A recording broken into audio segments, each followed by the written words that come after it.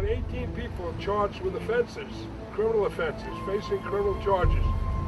It would be crazy for the Crown to proceed to prosecute him, but so far they haven't agreed to drop the charges. So we hope that you'll all join us in stepping up the fight, that they should drop the charges. They're supposed to be in court on December 3rd. They will be in court on December 3rd in Midland, and I hope you'll all be there and lots of other people will be there demanding that they drop the charges. Thank you very much.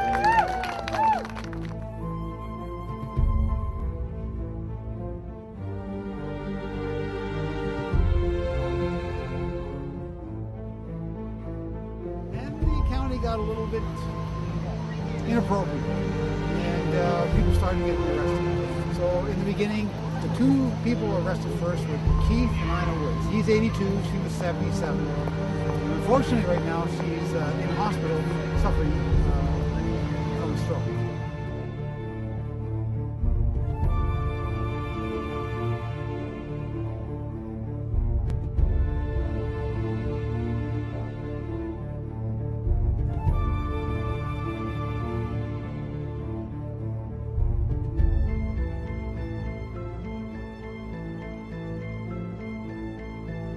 A number of people who did get arrested were people who had decided that they would definitely step aside if the police asked them to step aside.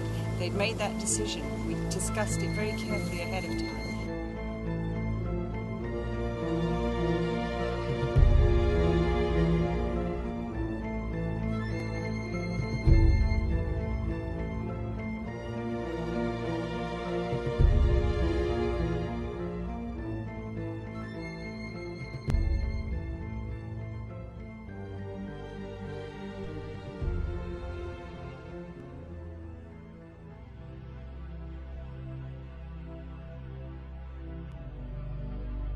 Getting wealthy from it, but the fact is that we're living in a world of diminishing water. We're actually running out, and I want to make this point so clearly, and you're running out in many parts of the United States. It is not cyclical drought. This is the end of water in many parts of the world unless we change our behavior. Most people don't think about where their water comes from. They just turn on the tap and they expect it to be there. Those days are ending. Just last week there was a report that came out that Lake Mead may be gone in 13 years. This is the big backup system for Las Vegas and Phoenix. I mean, this is crisis. The Colorado is in catastrophic decline, is the language of one. One of the most significant impacts of climate change will be on our water resources. This notion that we'll have water forever is wrong. The world is running out of fresh water.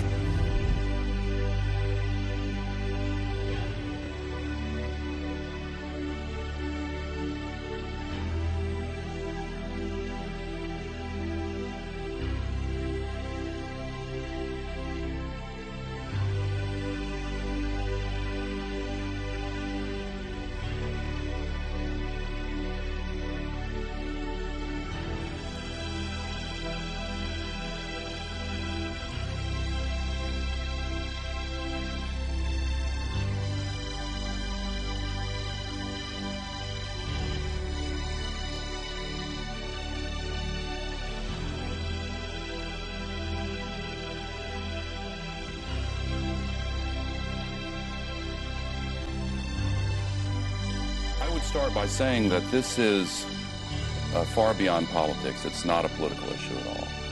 It's really a moral issue because it has to do with our responsibility to our children and our grandchildren and all who come after us.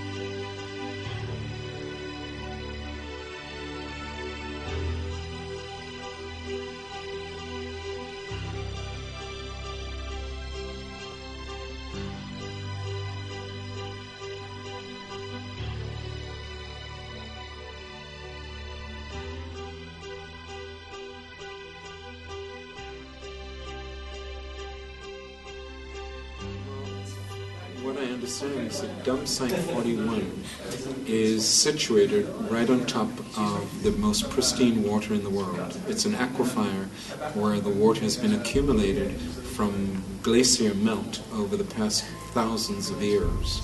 And you might look at it as a huge reservoir which is under the land, upon which there has been some decisions made or hopes by a corporate entity to build a dump site that in all likelihood in time would leach various pollutants into this pristine water. This would not only affect a very small area, but would indeed affect a vast area. We're talking of millions and millions and millions of gallons of water that lies right underneath this proposed dump site. Water that could be contaminated and would never be able to be used in the future for future generations. All right, so today we're driving to Toronto to see whether or not Bill 32 gets passed. Bill 32 essentially is the bill that prevents the County of Simcoe allowing dump site 41 to happen. It's not only the bill the bill is to be passed because of this certificate of approval for this dump site, where it's kind of loosey-goosey, where they can say they can stop the dump site, but they still have the certificate of approval for it, which means they can bring it back up in 5 years. That or even transfer where Site 41 could be placed, not necessarily in the area that it is placed today. Originally, the Ministry of Environment approved this on a little more than the professionalism of a firm that was actually owned by one of the world's largest landfill corporations. So needless to say, there's a little bit of bias in that. And this is essentially what they're hoping gets passed today, where this, like Dan said, this approval that was passed years back gets shut down. And if we look at the cleanest layers of ancient Arctic ice, we have on average 5 parts per trillion of lead, extremely low. Some of the groundwater samples here are below 1 part per trillion. The concept of putting waste on water of this quality is really questionable. I think it tells us that perhaps we've completely underestimated the value, the importance to society of pristine water. The water that's been tested around Site 41 is the cleanest water that's ever been measured on the Earth to this date. So clean, it's cleaner than the 6,000-year-old ice that is found in the Arctic Circle. And so this discovery has changed your life because of it, they've discovered that all the water bottles, all bottles, are leaching out antimony and lead. And we don't know what effect that's having on us. And this couldn't have happened unless they found this water to be so clean. So it is now the new standard for all water in the world.